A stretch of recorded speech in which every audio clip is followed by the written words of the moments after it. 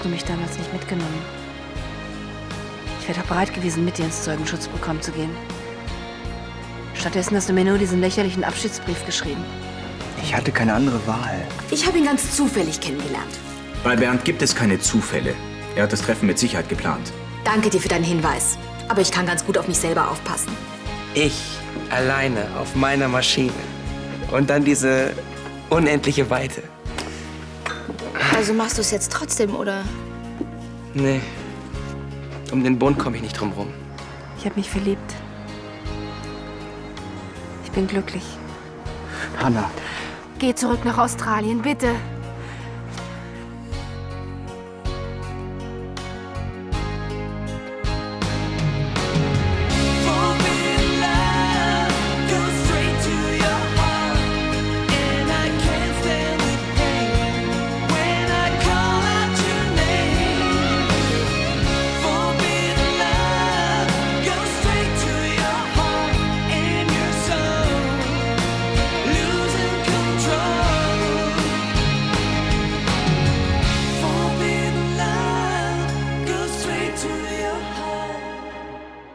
Würdest du uns jetzt bitte allein lassen?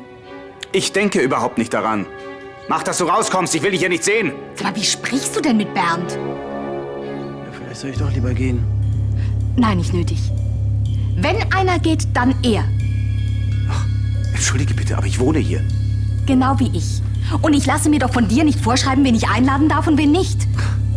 Du bist noch naiver, als ich dachte. Und du hast scheinbar deine guten Manieren vergessen. Dir wird das Lachen schon noch vergehen.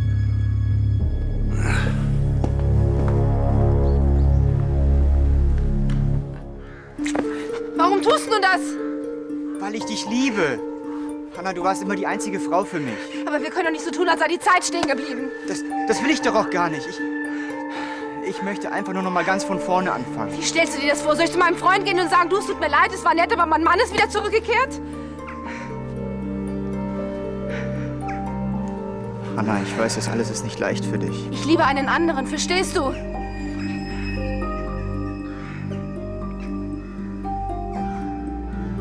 Es gab mal eine Zeit, da hast du mich geliebt. Wir beide waren mal sehr glücklich miteinander. Und wir könnten es wieder sein.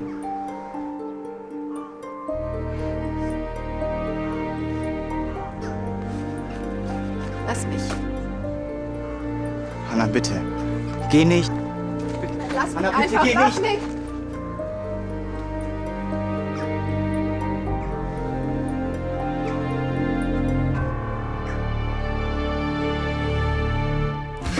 Das ist echt ein schöner Name. Wie heißt er denn? Kleinen Moment. Er heißt Philipp, ist 53 cm groß und wiegt 3545 Gramm. So genau wollte ich das gar nicht wissen. Ja, ich bin wieder da. Grüß Jule von mir. Ganz liebe Grüße von Isabel. Danke. Du so schnell wie möglich. Gib meinem Baby einen Kuss von mir, ja? Bis dann. Tschüss. Ich kann es doch gar nicht fassen. Ich bin Papa. Ist auch nicht zu überhören. Mann, Glückwunsch und alles Gute. Dankeschön. Wie geht's denn Jule? Du bist auch ein bisschen schwach, aber die Geburt ist ohne Komplikation verlaufen. Fliegst du jetzt in Griechenland? Natürlich, ich muss doch meinen Sohn sehen. Was brauche ich denn alles noch? Babysachen, Spielsachen, Geschenk für Jule? Vielleicht einen klaren Kopf? Das auch. Ich würde auch viel lieber nach Griechenland fahren, als in diesen scheiß Odenwald. Was willst du im Odenwald? Wollen ist gut. Ein Einberufungsbescheid ist gekommen. Ich muss jetzt da in der Kaserne meine Grundausbildung machen. Und ich muss abhauen. Packen. Tschüss zusammen. Macht's gut. Wieso machst du denn nicht Zivi? Ich meine, dann könntest du zumindest in Düsseldorf bleiben. Erstens dauert so ein Zivi-Job noch länger und zweitens, was soll ich überhaupt hier? Du wirst mir echt fehlen. Vorhin saß sie sogar schon bei uns zu Hause. Im Salon. Beatrice glaubt tatsächlich, dass Bernd an ihr interessiert ist. Hat sie das gesagt? Nein, aber ich kenne diesen geschmeichelten Blick, wenn jemand ihr den Hof macht. Bist du eifersüchtig? Ach. Was glaubst du denn steckt dahinter? Ich weiß es noch nicht. So, bitte schön die Wachteln. Der Koch lässt sich entschuldigen, dass es ein bisschen länger gedauert hat. Guten Appetit. Darf ich noch was bringen? Nein, nein, danke. Danke. Jedenfalls habe ich Beatrice gewarnt. Aber ich befürchte, dass es Bernd nicht nur auf sie abgesehen hat. Er weiß, dass ich es im Leben zu etwas gebracht habe. Und ich schätze mal, das gönnt er mir nicht. Für Geld und Erfolg geht der über Leichen. Ja, nur dumm, dass das Beatrice nicht erkennt. Ja, Beatrice war schon immer sehr leichtgläubig. Was willst du denn jetzt unternehmen? Bernd ist ziemlich gerissen. Ich werde Beweise finden, die ihn als das entlarven, was er ist. Eiskalt und berechnend. Die Wachteln sind wirklich eine Delikatesse. Der krönende Abschluss eines wunderbaren Vormittags mit dir. Mir hat unser Ausritt auch sehr viel Spaß gemacht. Ich bin froh, dass Martin dir die Laune nicht verdorben hat. Ja, kann mir nur leider den Versicherungsbetrug von damals immer noch nicht verzeihen. Das ist doch schon Jahre her. Tja, aber ich habe damals unsere Reederei in den Bankrott getrieben. Du wolltest doch nur die Firma retten. Wenn er das nur auch so sehen würde. Du siehst übrigens wunderbar aus, wenn ich mir diese Bemerkung erlauben darf. Es ist schon beachtlich, wie du es schaffst, Firma und Beruf unter einen Hut zu bringen. Man wächst eben an seinen Herausforderungen. Eine Firma wie Beinbach All Media zu leiten und dann noch 3 Kinder großzuziehen. Manchmal, da wünschte ich mir, Felix und Franziska wären nicht so schnell erwachsen geworden. Tja. Oh, noch etwas Wein? Oh, nein, danke, ein andermal. Mein Makler wartet auf mich. Du willst dich in Düsseldorf niederlassen? Ja. Und deine Geschäfte in Brasilien? Ach, die sind vorerst in guten Händen. Danke für das wunderbare Essen. Ich habe zu danken. Auf bald.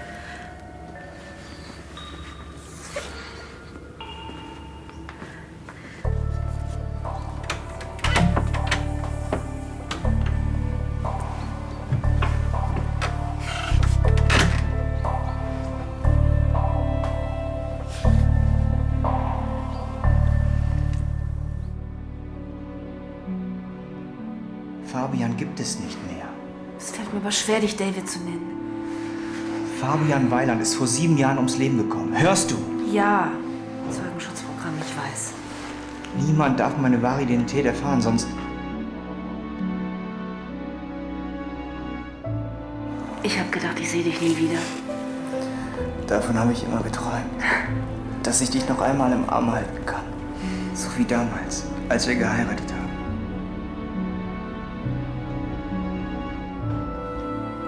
Aber wir können doch nicht so tun, als sei die Zeit stehen geblieben. Das will ich doch auch gar nicht. Ich möchte einfach nur noch mal ganz von vorne anfangen. Wie stellst du dir das vor? Soll ich zu meinem Freund gehen und sagen, du, es tut mir leid, es war nett, aber mein Mann ist wieder zurückgekehrt? Okay.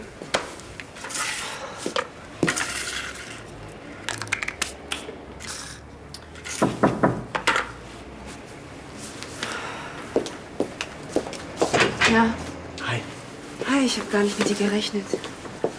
Wow, das klingt ja nicht gerade erfreut. Nein, ich freue mich doch. Hanna, was ist mit dir los? Seit ein paar Tagen bist du irgendwie merkwürdig. Willst du mir nicht sagen, was du hast? Ich weiß es nicht. Vielleicht ist es der ganze Stress mit Silvia. Oder die Angst um Isabel und Florian. Das verstehe ich ja, aber Florian ist wieder frei.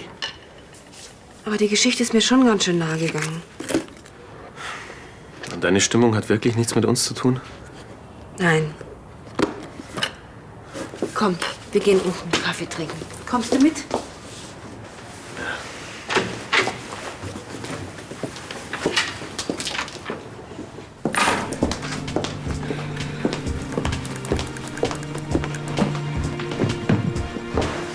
Sag mal, was für eine Laus sind dir über die Leber gelaufen?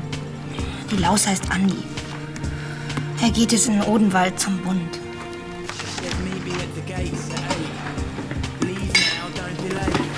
Das tut mir leid, echt. Sie soll doch froh sein. Der Typ hat sich sowieso nie für dich interessiert. Hast du schon mal was Mitgefühl gehört? Hm? Das bringt doch nichts. Der hat ja noch nicht mal gerafft, dass Jana in ihn verknallt ist. Guck sie dir doch an, ist aber kaum zu übersehen. Jetzt hör doch mal auf. Guck mal, sie ist traurig genug. Hm? Nico hat recht. Andi sieht einfach nur einen Kumpel in mir. Er weiß eben nicht, wie sehr ich ihn mag.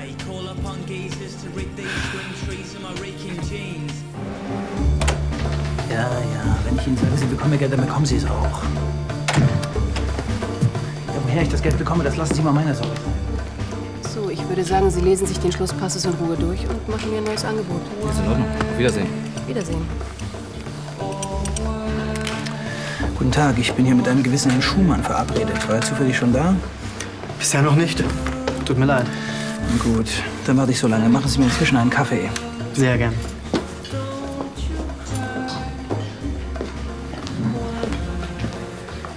Na, wirfst du schon wieder deine Netze aus für den nächsten Fang?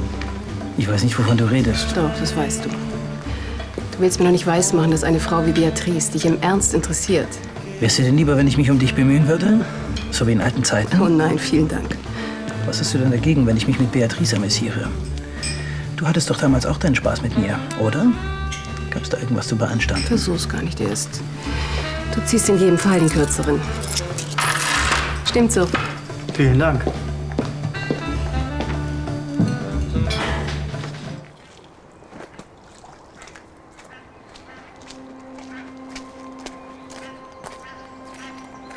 Hi, Andi. Hey, Tom hat mir gesagt, dass du hier bist. willst du mich wieder vor dem Ertrinken retten? Wer weiß, wer diesmal wieder sein Armband verliert. Erinnere mich bitte nicht an Franzi, ja? Wieso? Alexa hat mir eine SMS geschickt aus New York. Mit Grüßen von Franzi. Aber das ist doch nett von ihr. Finde ich nicht. Sie hätte sich ruhig mal selbst melden können. Schließlich waren wir eine ganze Weile zusammen. Bei mir läuft im Moment echt alles schief. Es geht meine Beziehung kaputt. Dann platzt meine Panamerikaner. Und jetzt darf ich auch noch zu diesem scheiß Bond.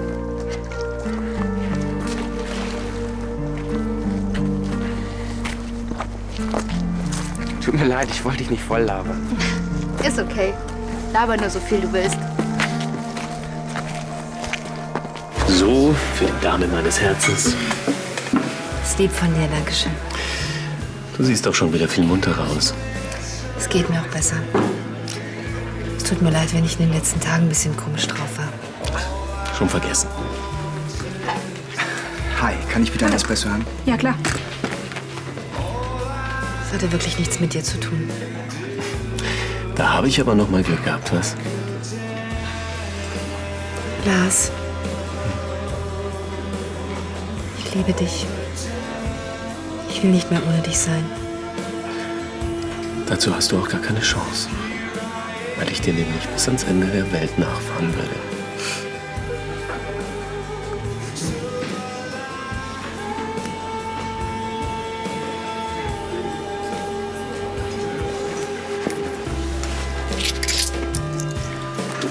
Stimmt so.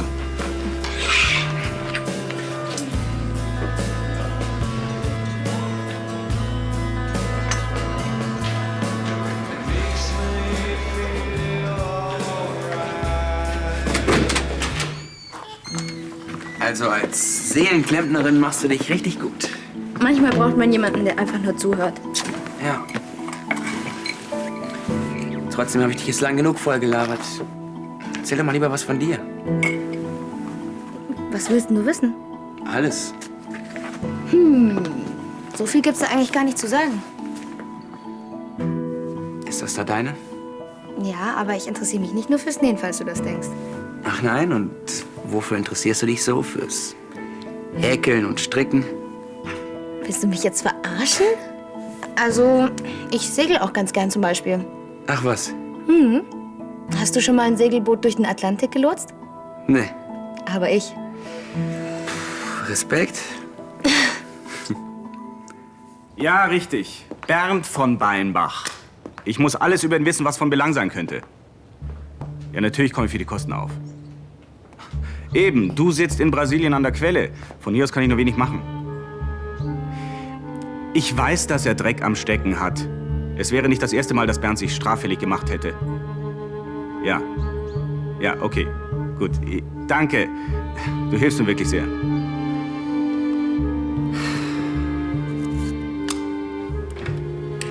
Was fällt dir ein, Bernd derart zu attackieren? Du kennst die Gründe. Mach das nie wieder. Du hast dich tatsächlich von ihm um den Finger wickeln lassen.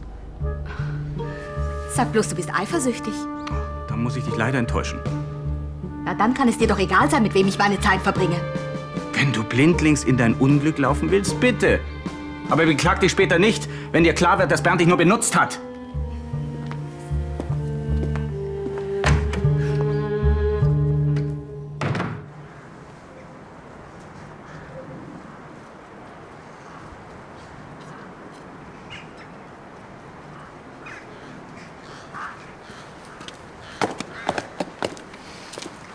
David, was ist los?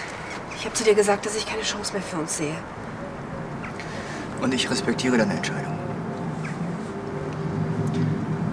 Hannah, auch wenn ich immer noch sehr viel für dich empfinde. Ich weiß jetzt, dass ich nicht einfach so wieder in dein Leben treten kann.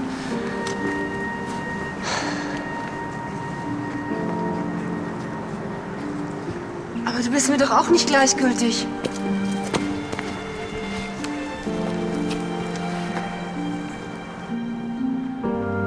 Aber du hattest recht. Es ist einfach zu viel Zeit vergangen. Du hast einen anderen und ich... Sobald ich mit meiner Arbeit hier fertig bin, werde ich nach Australien zurückgehen und dich in Ruhe lassen. Hey. Ich war immer sehr glücklich mit dir. Ich werde dich nicht so schnell vergessen.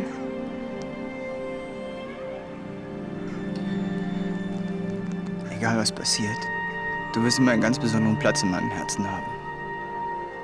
Okay. Pass auf dich auf, ja?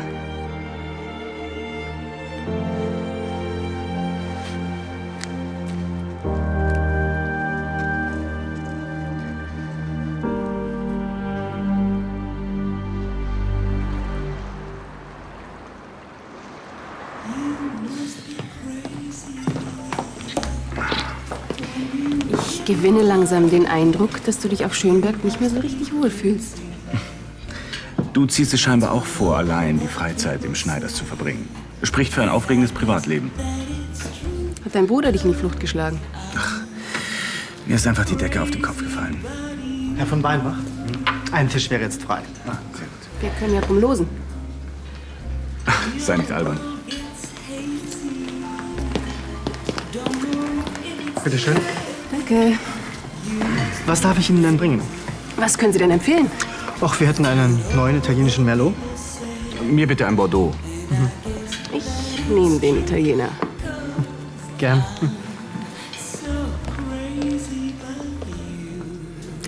Wie ist denn der Stand der Dinge? Martin, ich bin auch froh, wenn er wieder weg ist. Ich habe einen Geschäftsfreund in Südamerika beauftragt, Nachforschungen über ihn anzustellen. Du glaubst, du kannst ihm nachweisen, dass er mit falschen Karten spielt? Ja. Indem ich möglichst schnell möglichst viel über ihn in Erfahrung bringe. Vor allem über seine illegalen Geschäfte. Die er mit Sicherheit noch mit Vorliebe betreibt. Je mehr ich über ihn weiß, je eher kann ich seine Pläne torpedieren. Und dann auf Nimmerwiedersehen. Auf den wunderbaren Zufall, einer Frau wie dir zu begegnen.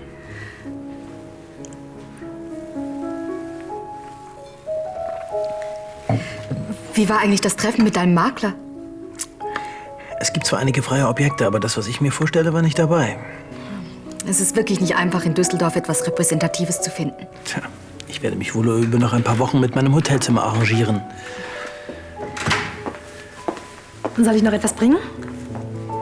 Danke, Christiane. Ich wünschte, das Personal in meinem Hotel wäre auch so zuvorkommend.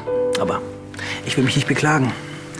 Man hätte schließlich nicht jeden Tag die Möglichkeit, seine Zeit auf so einem herrlichen Anwesen wie Schönberg zu verbringen. Vielleicht treibt der Makler ja doch noch was Passendes für dich auf. Tja, ich glaube zwar noch nicht so recht daran, aber man weiß ja nie. Das Boot hast du echt allein gesteuert? Mhm. Mein Vater hat mit uns früher ziemlich viel unternommen und irgendwann hat er mir eben auf dem Atlantik das Segeln beigebracht. Scheint ja ein cooler Typ zu sein. Naja. Guck mal, wen ich mitgebracht habe. Wir haben uns vorher am See getroffen. Schön für euch. Na, mein kleiner Scheißer, soll ich mal den Käfig sauber machen? Andi, was hältst du davon, wenn du mir den Käfig mal runterträgst? Dann kann ich das Putzzeug zusammensuchen. Wie Sie befehlen.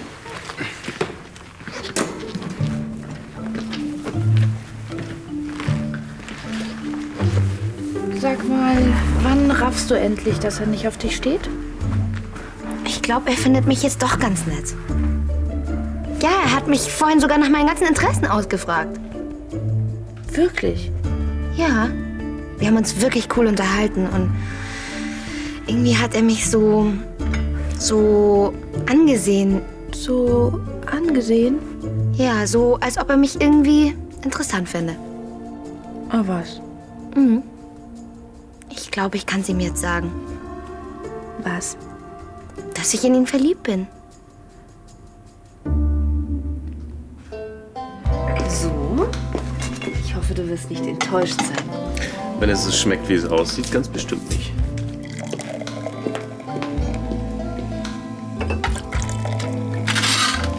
So. Voilà, Madame.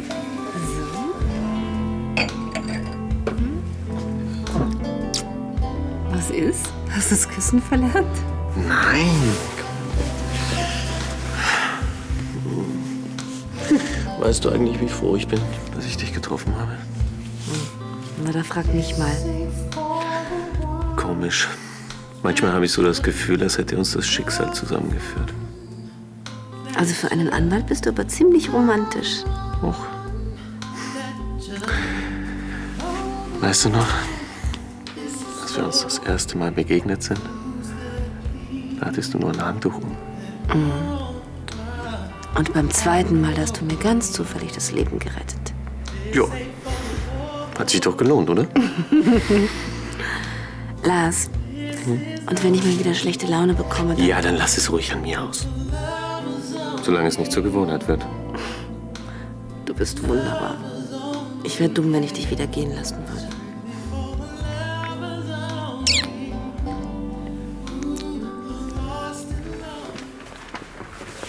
Gehst du etwa schon? Ja, ich muss noch ein paar Papiere für den Bund zusammenkramen. Das machen die mich fertig, bevor ich überhaupt da antanze. Aber ich fand's echt schön, dass du noch am See vorbeigekommen bist. Es ist manchmal ganz gut zu wissen, dass man doch noch irgendwo Freunde hat. Tja, grüß Robin und Nico von mir, okay? Andi, hast du noch eine Minute? Klar, was gibt's denn? Es gibt da was ich dir schon lange sagen wollte. Hau rein. Ich erzähl's auch nicht weiter.